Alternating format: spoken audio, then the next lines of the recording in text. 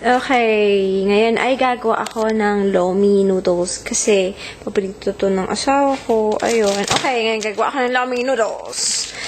Kailangan nyo ay lomi noodles.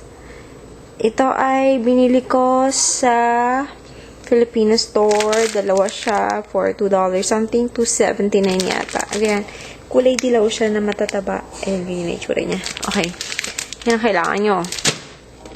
Kailangan nyo ng shrimp, squid balls or fish ball,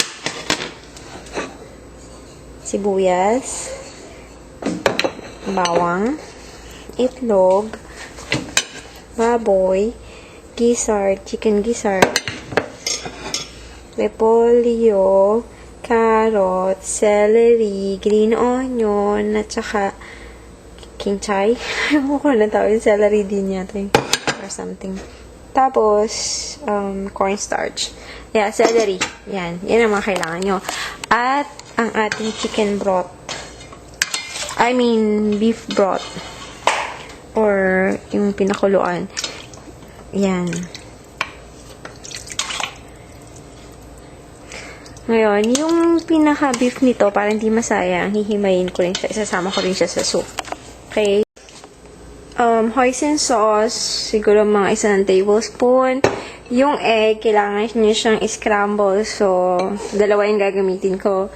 Tapos, yung, of course, yung cornstarch, inano ko na siya. Yung, dinisolve ko na siya sa tubig. Tapos, yung ating lomi noodles, ibabad natin siya sa tubig ng mga 2 minuto. Tapos, kasi medyo maalat siya kasi alam ko meron siyang lye. Ayun, so, ayan. Okay, so tayin natin yung garlic at saka ang sibuyas. Ayan yung siyang luto. Then, yung squid balls saka yung shrimp. Okay, set aside natin siya. Then, susunod natin yung ating baboy, chicken at saka chicken gizzard at saka yung beef. Gigisa natin siya ulit. Okay, lagyan natin ang ating baboy at saka gizzard.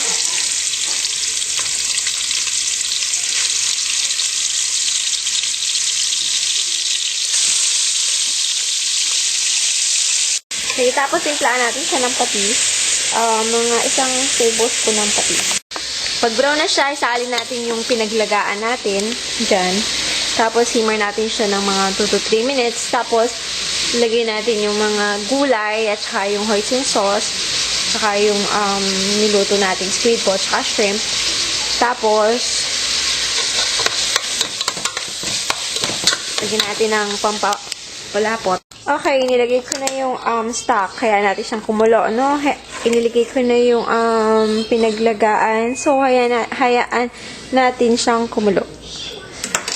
So, lagyan na natin yung mga ingredients. Lagyan natin yung lomi noodles natin.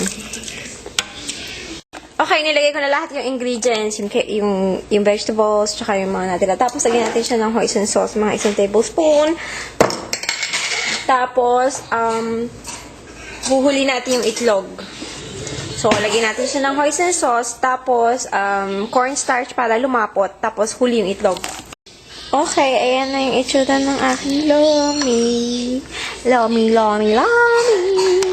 Okay, yan na siya. Tapos, para siya lumapot, lalagyan natin siya ng cornstarch. Yung cornstarch, depende. Kasi, hindi ko siya tinatansya. Depende kung malapot na siya, di okay na siya.